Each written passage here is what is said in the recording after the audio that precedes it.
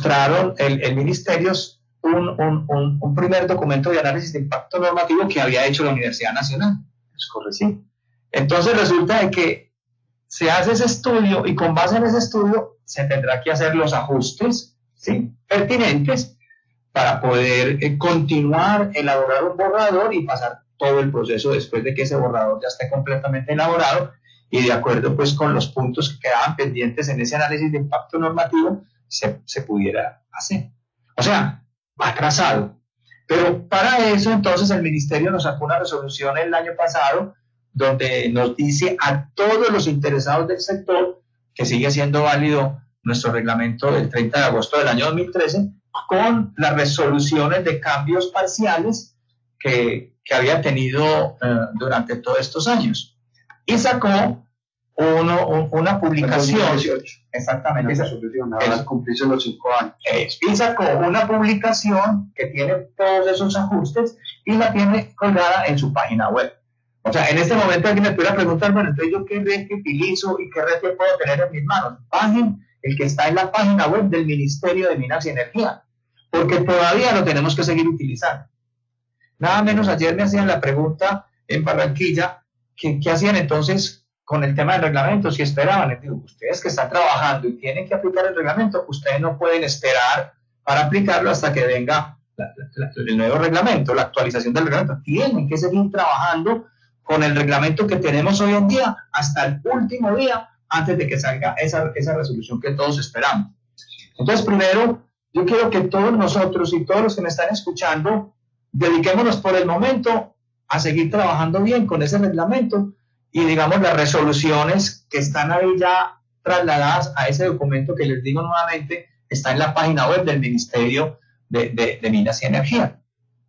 Pero paralelo, también ustedes saben que tenemos una actualización en camino de la NTC 2050. Ya prácticamente está terminada. Ya el ICONTEC tiene planes de dar a conocer ese documento, estoy casi seguro que en el próximo mes, o a más tardar, en este no creo, sino a más tardar yo creo que va a estar por el lado del próximo mes, y en el mes de abril, y va a estar diciéndonos acerca de todo lo que trabajó con la NTC 2050.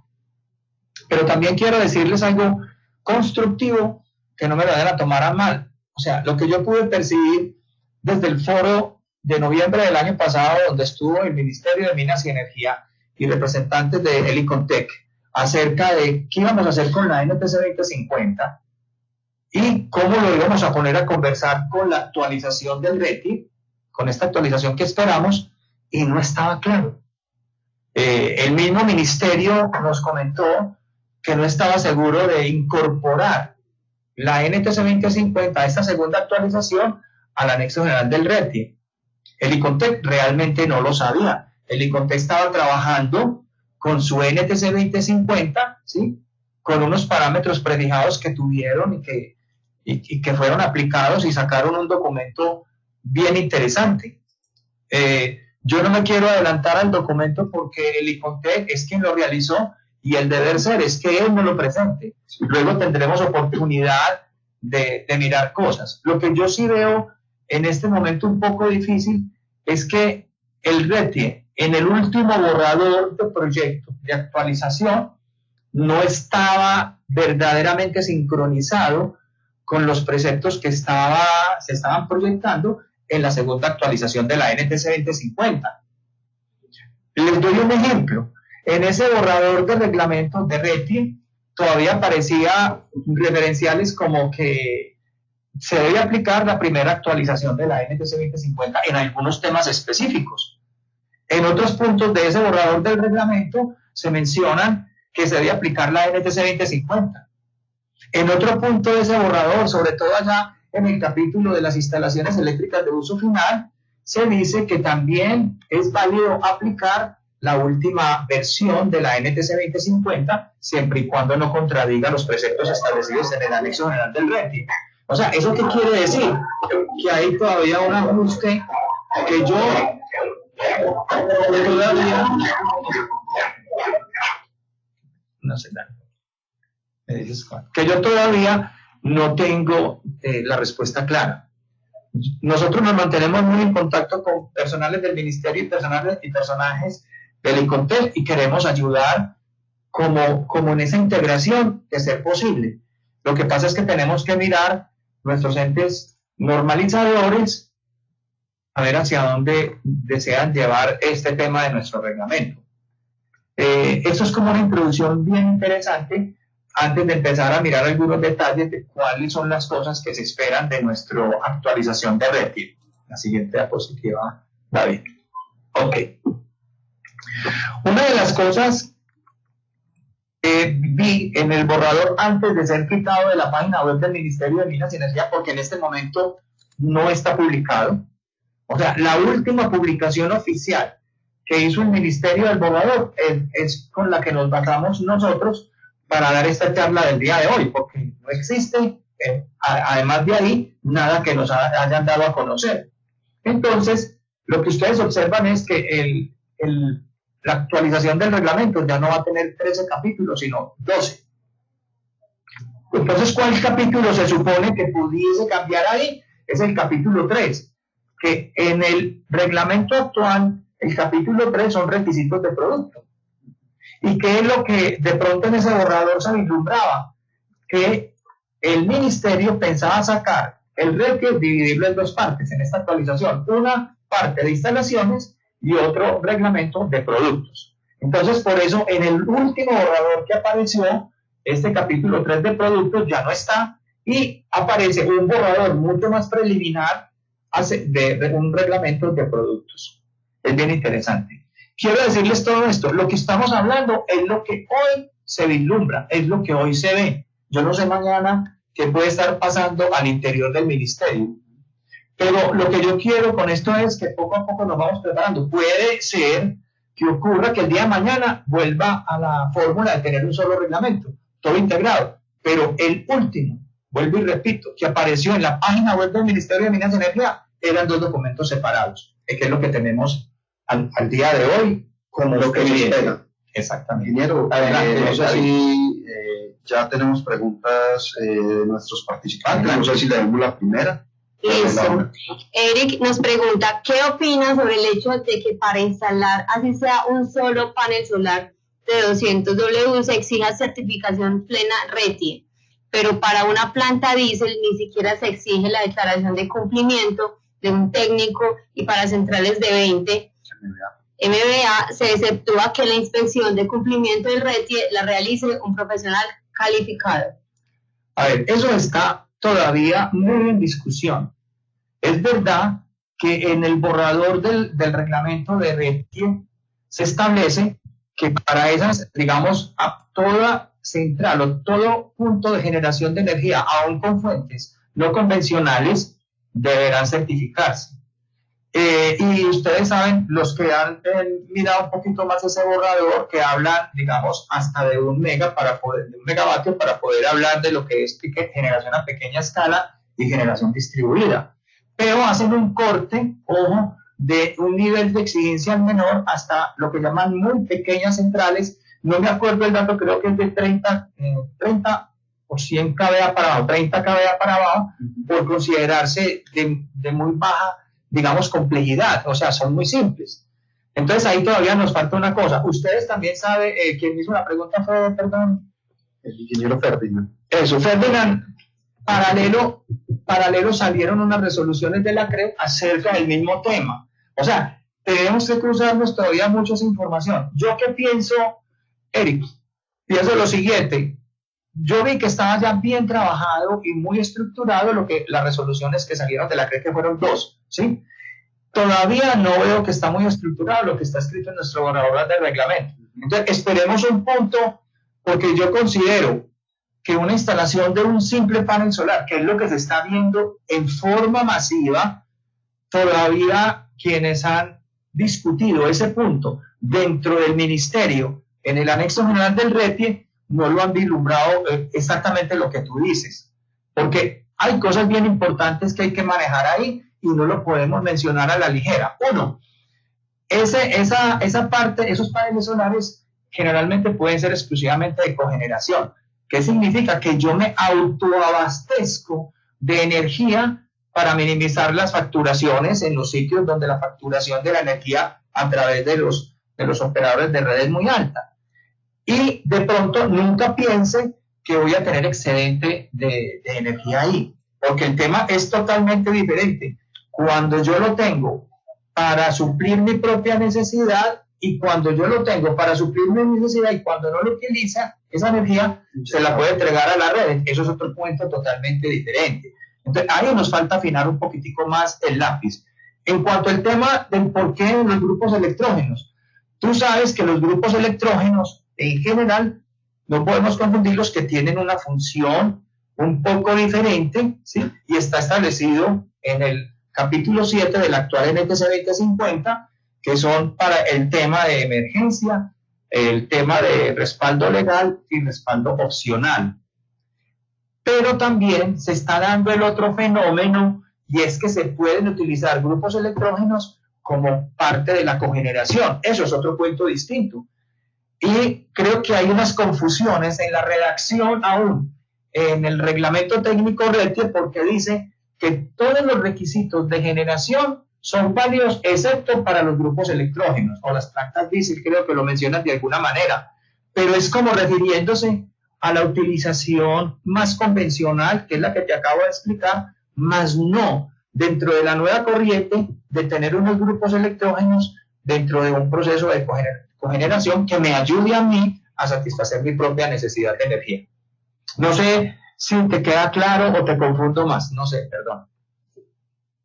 Habrá que esperar, ingeniero, pienso yo, lo que sale en la actualización de NTC 2050 y lo que salga del RETI, pues cuando ya el ministerio saque una nueva resolución, totalmente, a ver si la parte del producto de instalaciones, cómo se hablan también con todo lo que son resoluciones correctas. Sí. Bueno, continuamos antes la presentación, nos mencionaba que sobre el capítulo 3 era el que realmente iba a haber mayor modificación, sí, versus el RETI actual. Correcto. De los otros capítulos, digamos que es lo que ha visto que también hay mayor, digamos, novedad. Ok. Miremos un poquito entonces la siguiente diapositiva. Hay otra pregunta. Nos vas diciendo mientras tanto. Ahí vamos viendo algunos resúmenes de las diferencias. Adelante. Listo. Wilson Rodríguez nos cuenta, la actualización de la NTC 2050 se basa en la NEC 2014, ¿o en qué versión? ¿Y qué podría la actualización del RETI pedir menos de la nueva NTC 2050 si esta es superior? No es la del 2014. Bueno, yo no sé si la cambiaron. A ver, les cuento un poquitico la historia. A mí me tocó asesorar un poco al ministerio en qué camino, por qué camino seleccionaban. Habían 3 alternativas. Una alternativa era simplemente coger el último NEC que hablábamos en ese momento del 2017. Sí. Así, dejarlo tal como sin nada más y simple y llanamente traducirlo. Esa era una alternativa. Era muy económica, entre comillas, porque no había que hacer nada muy especial. La diferencia era que había que pagar como unos derechos a la NFPA y además en Colombia con ese camino no podíamos estar sugiriendo ajustes o correcciones al NEC, porque hay que entender, y me dan la oportunidad de explicar algo. En general las normas NFPA y el NEC en particular es una norma de reconocimiento internacional, pero no es una norma internacional. Quiere decir que los que nos acojamos a esa norma y no somos miembros de la NFPA, cada vez que la utilicemos hay que pagar unos derechos. El otro camino era coger la IEC, la serie 60314, no me acuerdo el número, que es las de baja tensión de la IEC. Colombia es un país que es miembro de la IEC. Y la IEC, las normas de la IEC sí son normas internacionales y nosotros podríamos tener injerencia, digamos, en los comités para hacer ajustes. Entonces era simplemente coger las normas europeas y de lleno aplicarlas en Colombia. Y el otro punto era hacer un mix entre normas americanas y normas europeas, pero con una estructura muy parecida al anexo general del RETI, pero solo dedicado a instalaciones eléctricas de uso final. Al final se hizo otro mix diferente. Se conservó la estructura del NEC 2017 y se le incluyeron una cantidad de detalles técnicos de la IEC, de la serie IEC. Ese es lo que se espera que nos van a presentar dentro de unos días o un mes. Eso es. Diana nos está preguntando algo. Sí. Mira, Diana Palmera nos pregunta, ¿podría suceder que el RETI es solo referencia a la NTC 2050 primera actualización? En este caso, ¿quién tiene prelación, el RETI o la NTC? Bueno, siempre, sí, es bien interesante la pregunta. Siempre ha existido es que la prelación la tiene el documento de mayor jerarquía legal, en este caso, el anexo general del RETI. Ok. No sé si seguimos con la presentación, ¿sí? Ustedes están viendo ahí hay un resumen de los capítulos. Estos son los detalles técnicos que, por ejemplo, en el tema del alcance, que está establecido ahí en ese capítulo 1, cambia un poco el nivel de tensión de las instalaciones que hacen parte de la vigilancia del reglamento. Entonces nos hablan de instalaciones a partir de más o menos 24 voltios, o sea, yo no sé por qué ponen ese más o menos, porque debe haber algún rango, realmente es a partir de 24 voltios en corriente continua y 25 voltios en corriente alterna. Realmente ese es lo que se pretende para dar un poco más de cabida a otra cantidad de instalaciones. En el tema de los productos, la famosa tabla 1, que es la de los productos que están controlados por el RETI, o sea, que se les exige una evaluación de cumplimiento, una certificación de cumplimiento del RETI, hacen unos ajustes. En el último cuadro yo conté 53 productos, el RETI actual tiene 55. Ahora, hace unos ajustes, como por ejemplo, agrega una familia de productos un poco diferente y hace unas aclaraciones sobre los otros. No cambia, llamémoslo así, demasiado, ¿sí? Por ejemplo, habla un poco del tema de las baterías, de las bóvedas para transformadores, de las fronteras de aproximación y restringida, entre otros. Digamos, por ejemplo, ahí nos están haciendo como unas aclaraciones que no están bien definidas en nuestro RETI actual. En el capítulo 2, como se eliminó el capítulo 3, que es de productos, entonces ya tenemos que colocar en el proyecto de RETI de instalaciones cómo se seleccionan y cómo se instalan los productos. Ya ahí no debe aparecer características técnicas mínimas relativas a la seguridad del producto, como lo tiene nuestro RETI actual, sino que solamente te da criterios de instalación y criterios de selección de productos. Entonces, en el capítulo 2 hay un artículo donde nos discrimina cómo se instalan los productos más generales y que son comunes a los diferentes procesos. Es bien importante que los tengan en cuenta, ¿no? También hay otra cosa importante ahí. Recuerdan en ese capítulo 2 el tema de las cerraduras antipánico, que era para todo el cuarto eléctrico donde pudiera quedar atrapadas personas. Eso tenía unas implicaciones económicas, sobre todo a los edificios de apartamentos, etcétera, que cualquier cuartico eléctrico que tuviera un tablero y tuviera una puerta, esa puerta tenía que ser muy especial, con chapa antipánico, cerrador antipánico. En el proyecto lo definió solo para cuartos de media tensión, o sea, lo racionaliza un poquitico más. El tema de las franjas de servidumbre para redes menores a 57.500 voltios, o sea, en el RETI actual, redes de menos de 57.5 kilovoltios tienen definidos, son distancias de seguridad, pero no tiene definida franjas de servidumbre. Aquí en el proyecto de RETI está definiendo franjas de servidumbre para ese nivel de tensiones, para esos niveles de tensión, que son muy útiles para cuando no tenemos una faja definida en los POT y cosas por el estilo, además de seguir conservando las distancias de seguridad con respecto a las edificaciones. Esto es un cambio que se espera. ¿Hay más preguntas? Y tenemos otras dos preguntas. Listo, adelante. Ok, Luis Fernando Mendoza nos dice, ¿cómo contempla el RETI en la denuncia por ejercicios de la electricidad sin la debida competencia? ¿Quién sanciona y cómo se sanciona el ejercicio ilegal de la electricidad? Bueno, ahí tenemos que considerar varias cosas. En el tema, digamos, de vigilancia, cumplimiento y el régimen régimen sancionatorio de nuestro reglamento, nos está orientando de cómo es esto. Ustedes saben que hay una estructura de vigilancia.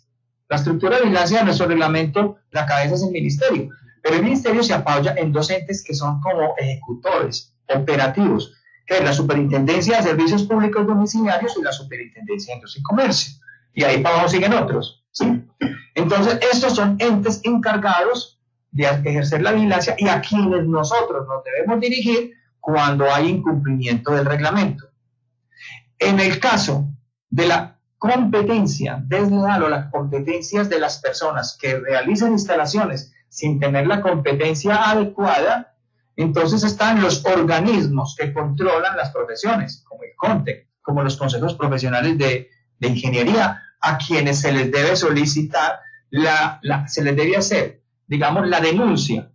Si por esa vía no es posible, eso es sancionatorio desde el punto de vista de la Fiscalía o también de la Superintendencia de Industria y Comercio, para que lo tengamos en cuenta. Ok, listo. Por acá hay otra pregunta de Julián Peláez. Dice, el nuevo RETE va a regular la venta, compra de energía, el Smart Grid y la Microgrid online y off-grid. A ver, el reglamento como tal, y es bien importante tu pregunta, es un reglamento de seguridad. O sea, la intención, aunque está tratando temas exactamente como los que acabas de mencionar, es dar a conocer cómo deben realizarse esas instalaciones para garantizar seguridad a los usuarios. Pero la regulación no le corresponde al RETE, la regulación le corresponde a la CREC y a la UME. Es correcto. Yo creo que ahí hay que articular esos entes y cada uno cumple sus funciones. No sé si podamos revisar una inquietud de acá. Pérez dice así, a mí me parece excelente que haya certificación para sistemas solares fotovoltaicos, indistintamente de la cantidad de paneles. A muchos se les olvida que siguen siendo instalaciones eléctricas en donde hay una sinergia de seguridad, funcionalidad y calidad del servicio. Creo que era lo que nos estaba diciendo, ¿cierto? Y es bien importante darte una aclaración en ese punto. Es que cuando, a ver, ustedes saben de antemano que no se puede hacer ninguna instalación nueva, ni ninguna ampliación, ni ninguna remodelación sin que la instalación tenga una certificación. A ver, les recuerdo esos conceptos. No hay excepción, porque cuando la instalación es muy simple y que involucra un riesgo mínimo, se llama la declaración de cumplimiento del instalador, que es una certificación de primera parte, de primera mano. Y cuando la instalación es más compleja y la instalación tiene más riesgo, viene lo que se llama la certificación plena. Entonces quiero aclarar un poco. Así sea un solo panel, va a tener una certificación. Es muy probable que la tenga de primera parte o mano, más no de tercera parte, que sería la plena. Eso es lo que está por definir y lo que hablábamos hace ratito. Es correcto. Bueno, el ingeniero Mauricio nos dice, pero en el capítulo de productos me parece que se deben revisar muchas cosas. Entre estas, reevaluar los requisitos de algunos productos como tableros e incluir productos nuevos y especiales como shelter o centro de control de motores especiales para proyectos oil and gas. Esos se van a revisar, reevaluar. Bueno, bien interesante. A ver, con el tema... En el tema de los productos, lo único que tiene ese borrador no muestra nada más. Hicieron un copy-paste del actual capítulo, quitándole lo de instalación y lo pegaron en otro librito. O sea, no han avanzado mucho. O sea, de lo que hay escrito, no sé a ciencia cierta para dónde va el ministerio. Y yo no soy ministerio, por lo tanto no sé cuál va a ser esa tendencia. El tema de los shelters ya está definido. Se definió que el shelter es una instalación, no es un equipo ni producto, sino que es un conjunto de equipos y de materiales y se deben certificar como instalación, no como producto. Eso es lo que está previsto en el proyecto de RETE hasta el momento. Ok, por acá tenemos otro comentario, dice, en términos de los criterios de las reglamentaciones técnicas, las expectativas son de garantía de la seguridad en el proceso de generación y de uso final. Ahora, ¿cómo se logra diferenciar entre pequeños generadores o pequeñas instalaciones en términos de la seguridad? Es decir, ¿hay menos riesgo eléctrico y es pequeño generador o pequeña instalación? Eso nos lo pregunta Dagoberto Castro. A ver, Dagoberto, el ministerio ha previsto no desde esa óptica, sino desde el punto de vista de la potencia, o sea, de la capacidad.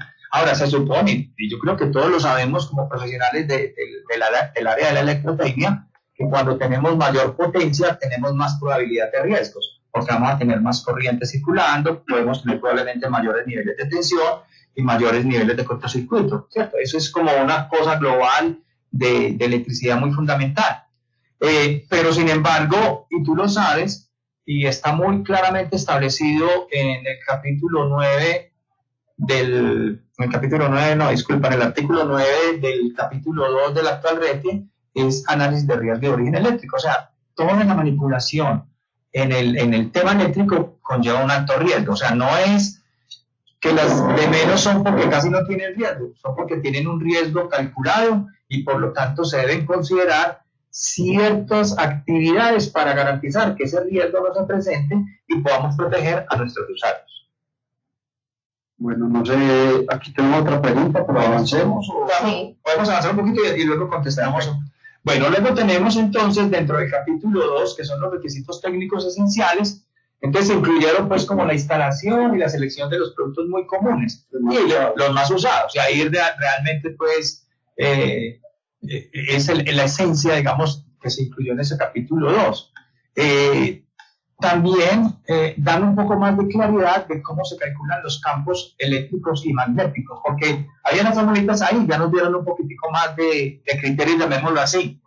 También incluyen el concepto de la puesta a tierra de corriente continua, que no la tenemos en nuestro reglamento actual, ahí ya están hablando de eso. Y en el tema de la protección contra rayos, estamos hablando del tema de protecciones contra tensiones transitorias, que es bien importante, que son debidas también en el tema, digamos, de maniobras, ¿sí? Sí. Es coordinar el concepto de los DPS, no solo desde el punto de vista del rayo, sino de las tensiones transitorias, que en su conjunto es lo que nosotros llamamos los estudios de aislamiento de un sistema. Estudio de aislamiento de una línea de transmisión, estudio de aislamiento de una subestación, etcétera, etcétera.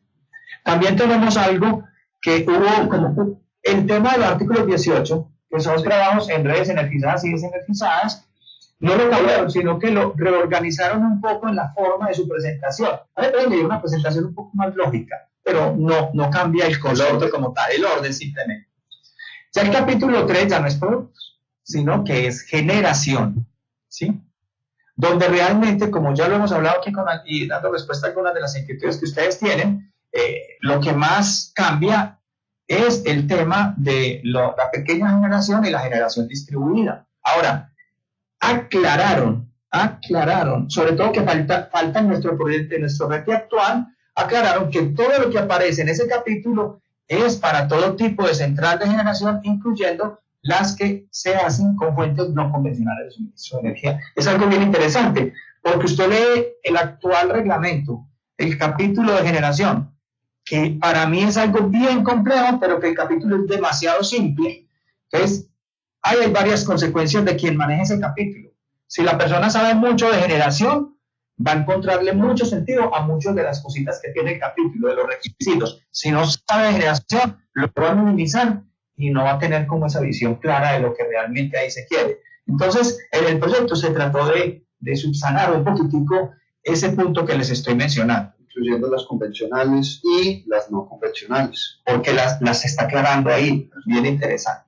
Otra cosa que, para que no se me olvide, es bien importante, en el tema de certificación de centrales y en el tema de certificación de subestaciones de alta y extra alta tensión, ya en el proyecto se está diciendo que la debe realizar un grupo interdisciplinario de personal técnico, que puede ser conjunto de inspectores o un inspector y especialistas. Y expertos. Expertos también, esa es la palabra correcta. Donde aún está el tema civil, el tema ambiental, el tema mecánico, el tema eléctrico y el tema del control. No es como las inspecciones que hacemos hoy en día, que un pobre inspector tiene que saber de todo para tratar de hacer una inspección de seguridad en una central de generación de energía. Aunque el reglamento en ningún momento ha dicho, usted no lo puede hacer con un grupo interdisciplinario. O sea, si algunos organismos lo han hecho, algunas inspecciones con grupo interdisciplinario en una central de generación de energía lo está haciendo muy bien, aunque el reglamento no lo dice, lo está haciendo, me parece a mí, mejor. Y lo corrobora el proyecto de RETIE que está, digamos, en un momento determinado. Está haciendo un equipo de trabajo. Entonces, bien importante. Demos lugar si quieren algunas preguntas. Sí, ingeniero, tenemos aquí una pregunta de Juan Miguel López. Dice, una vez entra en vigencia el nuevo RETIE, ¿va a ser de cumplimiento inmediato o habrá algún periodo de adaptación para su implementación? Siempre. Y la experiencia que hemos tenido es que cada vez que cambia el RETIE está el capítulo de transitoriedad, o sea, requisitos transitorios. Tradicionalmente, el Ministerio siempre nos ha dado plazos entre 6 meses, que oscilan entre 6 meses y un año. Lo más estándar es para que tengamos tiempo de responder y ajustarnos a los cambios. Entonces, ténganlo por seguro que ahí está. Bueno, por acá hay otra inquietud. Esta es del ingeniero Héctor Julián Calvo y dice lo siguiente: la actual norma RETIE tiene alguna salvedad para los TCs de medida que reemplace el actual requisito de certificación del documento CREC 038. Entonces, se refiere seguramente al RETI que está en proyecto. Sí, o sea, en el tema de los TC. Sí, los TPs también. Sí, los TC y TP. Por el momento los tiene todavía como producto certificado y está haciendo mucha referencia a la NTC 2050. Eso es lo que por el momento podemos decir. Sí, porque la CRE 038 también pide es que el producto esté certificado. Sí, o sea, certificado de conformidad de producto. Y no da todo el detalle porque sí, en la NTC y en la Nacional de RETI es donde se dan procedimientos generales de certificación. Entonces ahí es donde ahí se puede aclarar un poquitico más. Bueno, entonces, si quieren continuar. Vamos. El capítulo 4 en el proyecto, que ya son las líneas de transmisión, ¿sí? Entonces, se incluye dentro de las zonas de servidumbre en corriente continua, que es bien interesante. Pero además hay unos temas nuevos. O sea, el tema nuevo es lo que es la repotenciación de líneas de transmisión, que no está incluido en nuestro RETI actual. Le da una mayor importancia de desarrollo a las líneas subterráneas.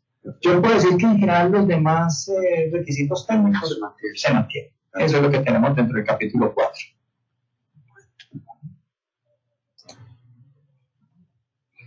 Bueno, en el capítulo 5, que es el tema, digamos, de la transformación, o sea, las subestaciones, por supuesto, ya empieza a incluir ahí la selección e instalación de los materiales que son asociados a las subestaciones eléctricas. Entonces, por eso incluye, pues, transformadores, celdas de media tensión, tableros de baja, etc. Toda esa cantidad de equipos eléctricos que hacen parte de una subestación.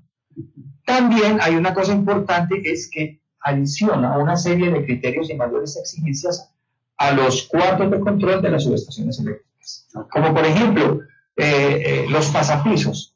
O sea, exige ya unas protecciones cuando el cableado pasa de un piso a otro dentro de un cuarto de control para evitar la propagación del incendio. Es bien importante con eso. Gracias.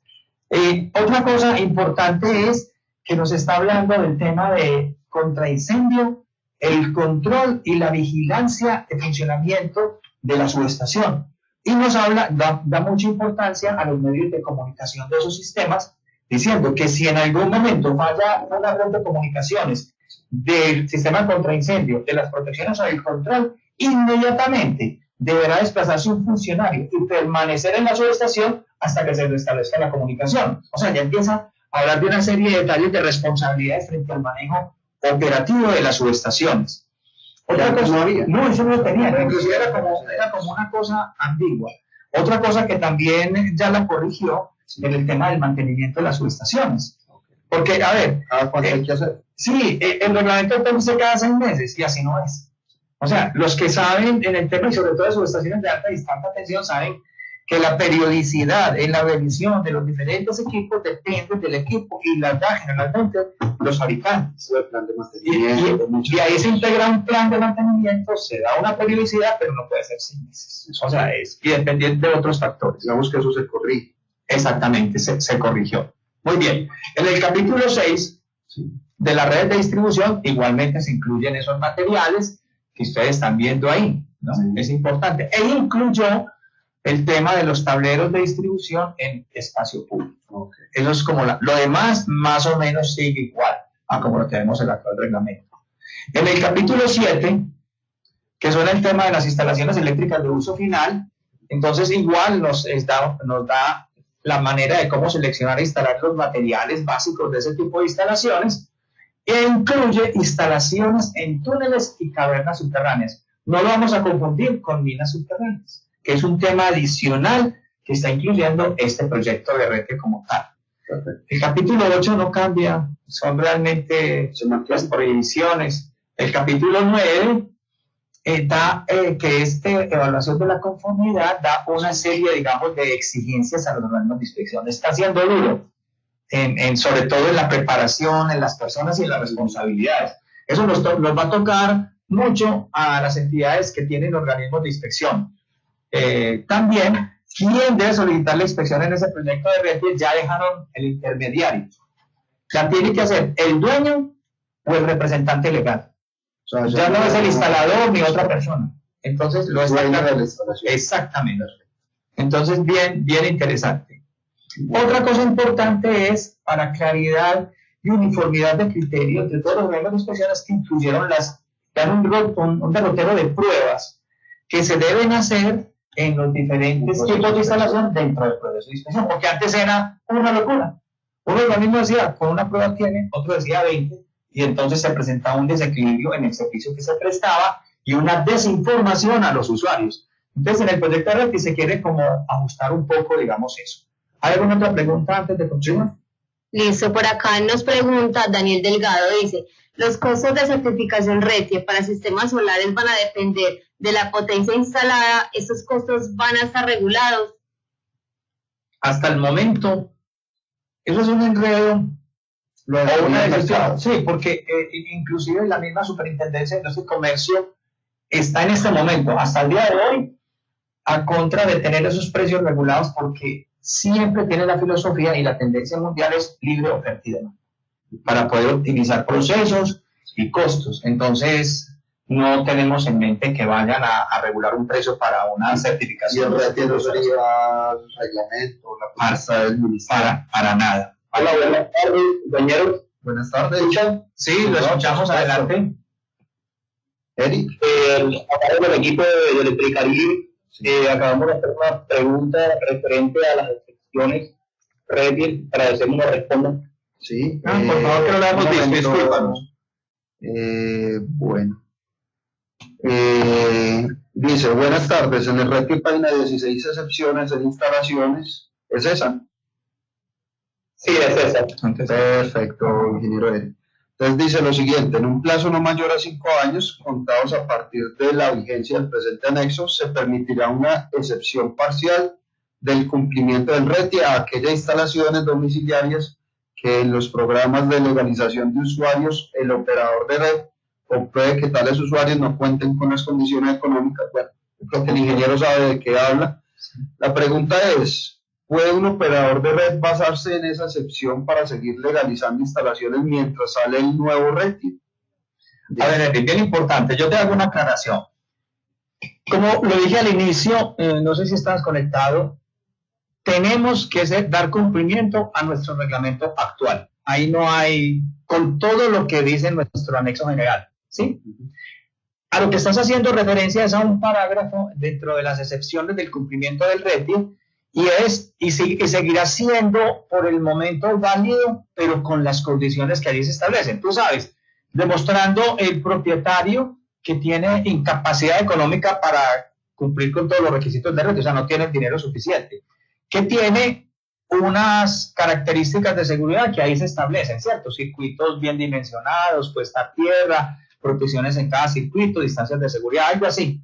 Y obvio que se le puede conectar mediante una carta de compromiso que la suscribe el propietario y el inspector del operador de red, que si en un lapso hasta los 5 años le dan de plazo, si ahí no lo han cambiado, se puede desconectar. Ahí no ha habido ningún cambio y por el momento se debería estar trabajando así hasta que salga el proyecto de red. ¿Sí? Eric, ¿alguna otra inquietud?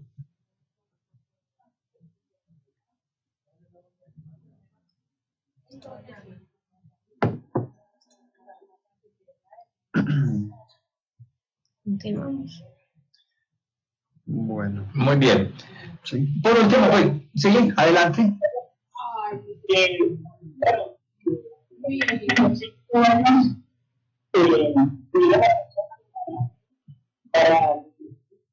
Si se pueden acercar un poco más al micrófono, ingeniero, que no se alcanza a escuchar muy bien. Muchas gracias. Sí, ¿ya me escuchan? Sí, ahora sí. ¿Me escuchan? Sí. Bueno, los 5 años que hablan ahí que tiene la persona para cumplir con los requisitos iniciarían a partir de que la empresa o el operador de red le hace el contrato de conexión. Sí, y que existe el acuerdo. Que es que además de el compromiso de cambiar a los 5 años. A partir de ahí, cuenta el tiempo. Ok, dale, muchas gracias. Bueno, no, con mucho gusto. Allí yo creo que también hay otro poquito de inquietudes. No, ya acabamos. Sí, muy bien. Bueno, lo último que nos falta por mencionarles en cuanto a los capítulos 11 y 12 es que realmente no hay cambios fundamentales ahí. Siguen siendo con la misma filosofía que tenemos de nuestro reglamento actual. Eso es lo que tenemos al día de hoy como proyecto de RETI. ¿Cuándo va a salir? No sabemos. Ya les expliqué al principio que hubo como una especie de volverse atrás un poquito por el tema de unos requisitos que se tenían que cumplir y porque el ministerio también necesita de personal técnico que le ayude a hacer los ajustes finales antes de someterlo a la aprobación pública. Bueno, tenemos otra pregunta y es del ingeniero Mauricio, dice así: se abrirán cursos de actualización, pero existirán cupos para certificarse como inspector RETI bajo esta nueva versión.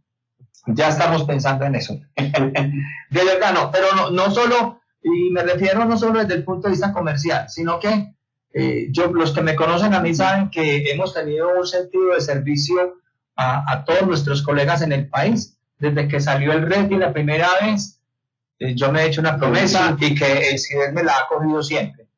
Es que deseamos estar ahí presentes, ayudándole a todos nuestros amigos profesionales en el país para que nuestro reglamento sea aplicado correctamente, sin excesos, sin deficiencias, y eso es lo que queremos hacer. Perfecto.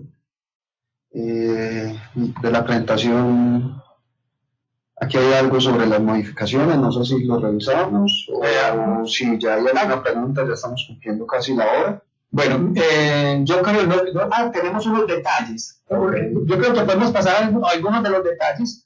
Sí, hacer énfasis. Entonces podemos pasar, ahí está.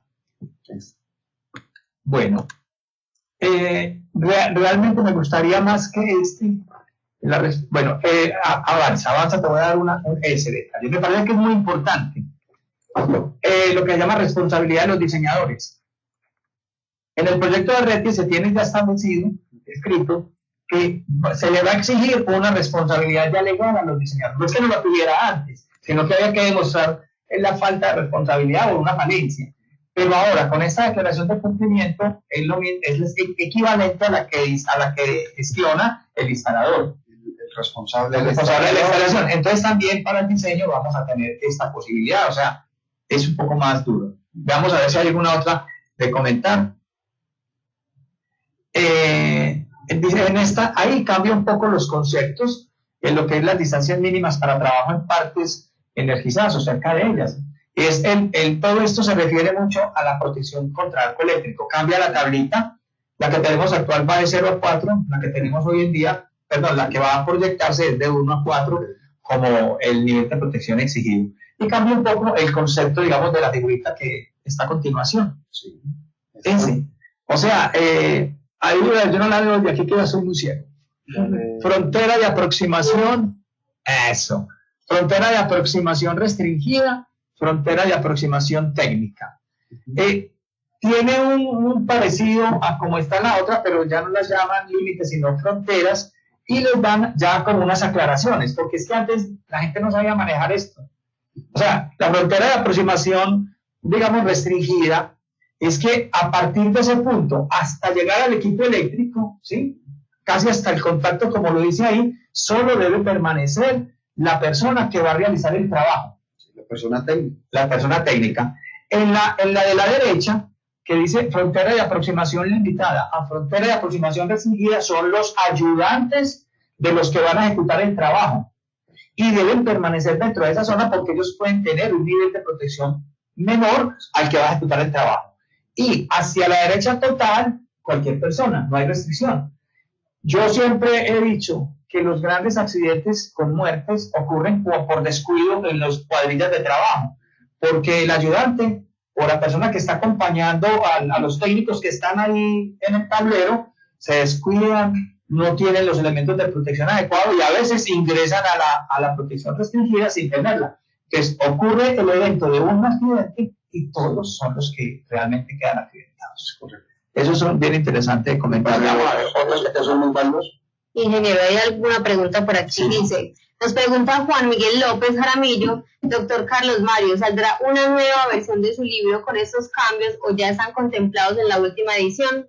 Bueno, la última edición de mi libro lo hice, no cambios exactos, sino lo mencioné en forma general. O sea, si ustedes ven la última edición que se está vendiendo actualmente, dice el proyecto de Reti. Se habla de muchas de las cosas que hablamos, pero no a nivel de detalle por lo siguiente.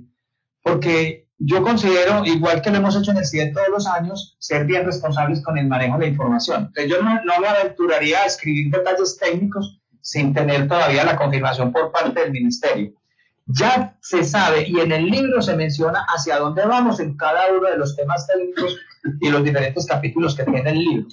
Pero con toda seguridad, espera que cuando el ministerio ya nos tenga todo esto definido, vamos a hacerle una siguiente edición con temas específicos del tipo técnico. ¿Sí? Bueno, agradecerles. Sí. Bueno, no, yo creo que les vamos a agradecer a ustedes todo el interés. Consideramos hasta acá pues más o menos las aclaraciones. Pueden haber muchas más, pero lo que queremos es un abrebocas para ustedes. Que se sigan interesando en qué es lo que va a pasar, pero a su vez se tranquilicen porque podemos seguir trabajando con nuestro reglamento actual, que muchos de ustedes estoy seguro lo conocen muy bien, y solamente empecemos ya a ver en el momento en que el ministerio nos dé el visto bueno y nos diga, vamos a aplicar esta nueva resolución con esta actualización de nuestro reglamento. En todo caso, me encanta tener un público tan nutrido como los que tuvimos hoy en la tarde, y espero que sigamos en contacto. Y aquí lo dejo con Juan David. Bueno, a todos los participantes, muchas gracias. Es poder hacer... Buenas tardes. Sí, buenas tardes. Buenas tardes. Mira, nos comunicamos de Empresa de Energía de Boyacá y tenemos una inquietud respecto a las instalaciones que construye el operador de red. Queremos saber si se modificaron o se ampliaron los criterios para saber qué tipo de instalaciones o qué instalaciones requerirían la certificación plena de red. Bueno, en el tema de certificaciones, los límites de la certificación, tal como está establecido, no han cambiado realmente. Han dado claridad en el proceso de certificación y, como lo decía ahora, han sido mucho más exigentes con el proceso por parte de los organismos de inspección, donde para ciertos procesos ya nos van a exigir personas con competencias diferentes. Digamos, es bueno desde el punto de vista del control y de la calidad de la certificación que se va a ofrecer con el nuevo reglamento. ¿Cuál es el punto negativo? Seguramente se van a encarecer un poco las inspecciones porque va a requerir un mayor personal. Pero con respecto a lo que tú me dices, el operador de red normalmente podrá seguir funcionando sin cambios fundamentales en lo que puedan hacer respecto a recibir los dictámenes de certificación plena, de declaración de cumplimiento por parte del instalador. Hay unas cosas que yo creo que de pronto se deben de clarificar más, que cosa que no se ha venido aplicando mucho. Cuando el diseñador, por ejemplo, utilice en el diseño simbología diferente a la que está establecida en el reglamento, ese diseñador deberá suscribir una carta explicando el por qué, la firma y pone su matrícula profesional. Esa carta debe acompañar el dictamen, cosa que yo creo que en este momento en el país no se ha hecho. O se supone que todas las instalaciones, los diseños de las instalaciones eléctricas que se han realizado con esa simbología, nunca la han cambiado. Pero ocurre que hay empresas que son multinacionales que tienen su propia simbología, pero no particular, sino con otras normas. En esos casos valdría la pena tener en cuenta este requisito. Bueno, Con mucho gusto, ingeniero. Tenemos varias inquietudes. Digamos que exceden pues el tiempo de este seminario, de este primer webinar, que hacemos durante este año. La idea es poder programar otros que realmente aporten al sector eléctrico, tanto en experiencia como en conocimiento, y que se abran estos espacios. ¿Sí? Muy buenas tardes. Sí. Es que tengo una pregunta. Lo que pasa es que en el RETIE existente hay un parágrafo donde dice que no se aceptan como certificado de producto para tableros el certificado de encerramiento o envolvente. Entonces existen algunos fabricantes que venden envolventes certificadas y ahí el constructor hace todos los tableros. Sí. Bueno, y estas personas no tienen certificado para ser integradores ni se han hecho las pruebas. Entonces, ¿qué se podría hacer ante eso? Yo creo que el RETIE lo proyecta como, ya no se va a hablar de certificado de la envolvente, no tiene sentido, sino ya del producto terminado, que es el tablero. Porque entonces certifican la envolvente y entregan un tablero, pero un inspector no valida bien y pueden pasar el certificado del producto de la envolvente como si fuera el tablero. Creo que eso ya lo ajusta el RETIE. Eso ha venido ajustándose ya por lo siguiente. Realmente se quiere organizar al fabricante de tableros, al tablerista. Definitivamente, de acuerdo con el reglamento, es que se certifica el conjunto, no se certifica por separado, y existe un proceso de certificación para tableros. Entonces, quienes venden un cofre, y luego otra persona diferente le mete elementos y cablea, ese tablero no es certificado. Además, todos lo sabemos que existe lo que se llama la ingeniería de tableros. ¿Qué es la ingeniería de tableros? Es la relación entre la parte física de espacio, la parte estructural, la parte mecánica, con el comportamiento de ese elemento, de esa parte del tablero, con los dispositivos y elementos eléctricos que contienen el tablero. Entonces, por eso no se puede separar. Y eso se llama ingeniería de tablero. Dentro de la ingeniería de tablero, ustedes saben que están, por ejemplo, tableros a prueba de sismos de tal categoría. Dentro de los tableros está también la capacidad de soporte de cortocircuito, que es una relación entre el sistema eléctrico y la capacidad mecánica que tiene un tablero. Entonces, realmente, la respuesta es que quien haga eso está incumpliendo con el reglamento. Es correcto. Bueno, a todos los participantes, agradecerles.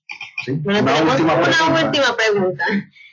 Nos pregunta Fausto Ruiz: actualmente para los inversores de energía solar fotovoltaica no se exige certificado de producto RETIE, pero se contempla exigirlo en la actualización. Las preguntas son: ¿qué pasará con los inversores que ya ingresaron al país sin dicho certificado? Vamos a ir resolviendo de a una. A ver, eso lo debe tratar el capítulo de disposiciones transitorias, porque realmente no sabemos cómo lo va a enfrentar.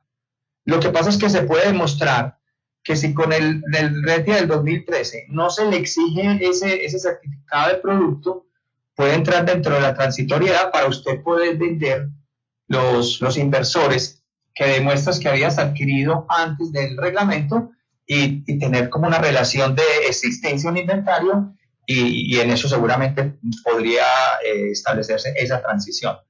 Yo estoy seguro que cuando ya nos salga el reglamento, cuando vaya a salir a la luz pública, ten en cuenta una cosa, que hay una consulta general ahí, donde podemos, si el ministerio no se le pasa eso, lo podamos conciliar con él. ¿Sí? Listo, la otra pregunta es: ¿será retroactiva la exigencia? Es lo mismo. No hay nada en la ley, en las leyes que puedan ser retroactivas. Téngalo por seguro. Ok, y la última pregunta es: si la exigencia es retroactiva, los costos de certificar el producto los asumirá el fabricante o el comercializador. No está establecido, pero no va a ser retroactiva seguramente. Pero mira, es que el tema de la certificación es transparente.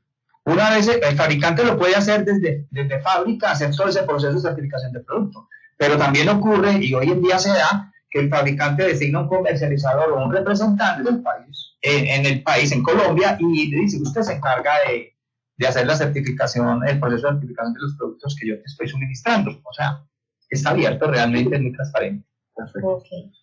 Bueno, nos han preguntado mucho acerca de dónde va a estar alojado el video. El video queda en nuestras redes sociales, en Facebook, va a quedar en nuestra página de Facebook. Entonces, por ahí podrán ver la repetición. Si desean obtener la presentación del ingeniero, nos dejan un comentario en el video, con el correo, en el video en vivo que está en el Facebook, en las redes sociales de nosotros, en el Facebook, si desean obtener la presentación. Hola. Bueno, ahí los escuchamos. Ingeniero, sí, cuéntenos. Bueno, les habla Brian Arrieta de Electricaribe para una última consulta y más que todo una precisión respecto al parágrafo de la contratación en un plazo no mayor a 5 años. Revisando el documento en el RETI, indica una parte que dice si es en un plazo no mayor a 5 años contados a partir de la vigencia del presente anexo. O sea, la contratación de ese nuevo suministro será a partir de la vigencia del documento o será a partir de la contratación del suministro. De la contratación del suministro, o sea, en el momento en que se vaya a hacer, digamos, se tenga el documento, todos los documentos legales de conexión y el contrato del compromiso, a partir de están los 5 años. Es que ahí hay un enredito de redacción, para que lo tengas en cuenta. Bueno. Está sujeto. Entonces genera esa. Sí, pero entonces tiene que ser a la contratación del suministro encontrado. Sí, señor. Bueno, también hay algunas preguntas pues, que quedaron tanto en el chat como en el Facebook Live. Las vamos a organizar y con algunos de nuestros expertos vamos a darles, ampliarle la información. ¿Listo? Reiterarles que vamos a compartir el video, queda ahora más tarde en las redes sociales, en Facebook. Invitarlos. En este momento tenemos el diplomado RETI en una plataforma completamente actualizada. Es un diplomado virtual. Tenemos cortes mensuales. Ya iniciamos la primera corte en marzo y la próxima corte es en el mes de abril. Hay unas fechas para precios especiales. Y tenemos toda un portafolio de servicios, tanto desde servicios de certificación, servicios de innovación, servicios de academia y servicios de laboratorios y gestión de activos desde CIDE, que podemos aportarles en cada uno de los procesos que ustedes, tanto a manera profesional como dentro de las empresas, desempeñan. Entonces, invitarlos a que visiten nuestra página web, nuestras redes sociales. Y bueno, agradecerle al ingeniero Carlos Mario que nos sacó un espaciecito de su apretada agenda y que siempre está por acá. También tenemos el libro de instalaciones eléctricas y la nueva versión, el libro de mantenimiento. Bueno, acá tengo un ejemplar, es gestión del mantenimiento para redes eléctricas. Entonces también es autor o coautor el ingeniero Carlos Mario Díez. Entonces bueno, nos pueden preguntar por redes o a nuestros correos electrónicos y la idea es seguir aportando y aportándoles en conocimiento y en experiencia a ustedes. Muchas gracias, una feliz tarde, una buena noche. Gracias, ingeniero. Bien. Bueno.